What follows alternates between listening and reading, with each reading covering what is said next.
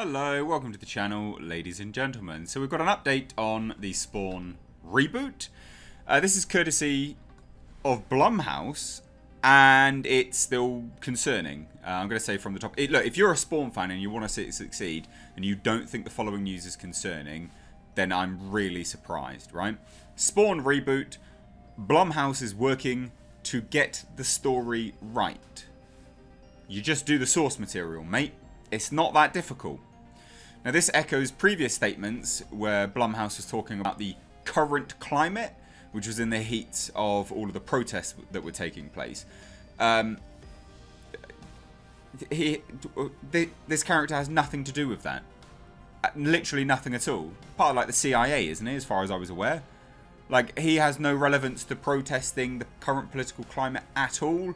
None of this movie should reference any of that at all. Like, it's not relevant. It's not relevant to the story. I'm really confused with why they're going down this route. So again, if you like the character and you don't find it concerning, then I'm shocked. I am genuinely surprised. But anyway, this is on Bloody Disgusting. And we'll take a look at it all as well. But basically, so it's now been 3 years since Blumhouse came on board the Todd McFarlane long gestured Spawn reboot, and it's still yet to gain any real momentum, which I've because I keep covering this, and no update that I do is ever like massively positive, because it's either Todd McFarlane demanding to direct, which you could say that's like, yeah, he should, but you know, he's never going to get the investors to invest when he's the director, because ultimately he doesn't have a, you know, a storied history, and that's, you know, that's just simple economics with respect to the movie industry. Or it's been to do with, you know, people being hired that Jamie Foxx is on board. A lot of people don't like Jamie Foxx. There's just the whole realm of things that just don't seem to be going right for this production. And I will say this, like, it could be great. I want it to be great.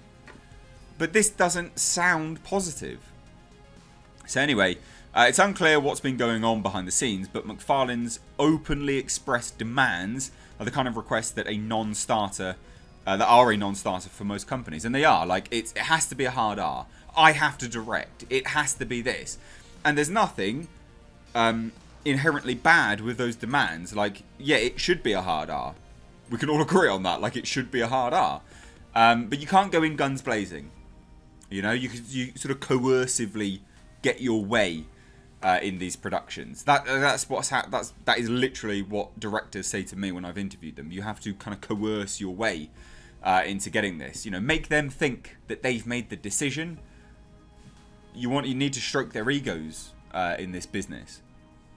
So McFarlane has been publicly filibustering as to the progress, openly revealing his demands to direct an R rating, while also demanding to use his screenplay, which he's actually relaxed on over the past year. This is good news because his draft needs a ton of work, apparently. Not my words, the article's words. And it sounds as if Blumhouse has convinced the artist turned filmmaker to concede. So Blumhouse head honcho Jason Blum recently spoke with Inverse about the project, revealing that they are still working on getting the story right. But it should be really simple. And now, the problem I have with that initial statement of, oh, we need to get the story right, is the fact that it aligns with the previous comments of, we need to get the story right in this current climate. If it was just get the story right because, you know, Todd McFarlane wanted Spawn to be a side character in his own movie, then maybe I think most people would be on board. Because again, for those that keep rabidly defending him, if you didn't know, he had said that Spawn isn't going to be the main character. And I don't think there's anything inherently wrong with that, but it definitely got a lot of people's backs up.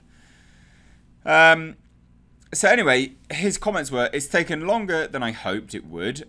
We have to get the story right, but we're still working on it. It's going to be very different. It's going to be very edgy. What excited me about it is that Spawn is kind of the last great unexploited comic. So you're going to exploit it then, like, for fuck's sake. So that seemed like an amazing opportunity to exploit it. Like, that's not good. Seriously, what is going on? McFarlane has been pushing the boulder up a mountain for years, and it appeared to be sitting at the very top after locking down Blumhouse as producers, with Jamie Foxx attached to star. and the title character, and Jeremy Renner as Detective Twitch. But yeah, he might have been the title character. Again, Jamie Foxx was going to be Spawn. I don't see him as Spawn. I genuinely don't see it at all. I think there's so many better people you could get out there to play Spawn. But Jamie Foxx, I just don't see it. Even get the guy who played the first Spawn back. Get him back. He's fine. Get him to come back. And Jeremy Renner as Detective Twitch. Which I could see, actually, to be honest. There's other people that could be better, but yeah, fine. This past May, Blum had teased an unknown seismic event on Spawn. As noted in the initial release, Spawn was the first massive launchpad for Image Comics. You know, but the problem I have with this is, and I don't know whether they release any other ones, no they don't. The problem I have with this, and again the comments here, look, you know, I can't wait to catch this right after showings of True Lies 2 and Spaceballs, The Search for More Money. I just want the animated series back more than anything. You guys think the edginess of the story is the issue, because let's face it, a lot of 90s media is cringy to say the least. I think they should embrace it like how Mortal Kombat and Doom have done ever since they came back, and probably not. Lean into the absurdity of your product, but have fun with it. After over a decade, how is the story not already right? Like, I mean, come on! Oh, Lord! Probably blew your ears just then. Sorry. Hopefully McFarlane will allow them to develop his script. As long as I had final say, I wouldn't be concerned about it. Going for an R rating is a no-brainer, so I'm surprised that's even a demand. This is the thing. An R rating shouldn't have to be a demand. That should be a no-brainer. But the script things, definitely let someone else get past it. Seriously. Let someone else have a look at the script.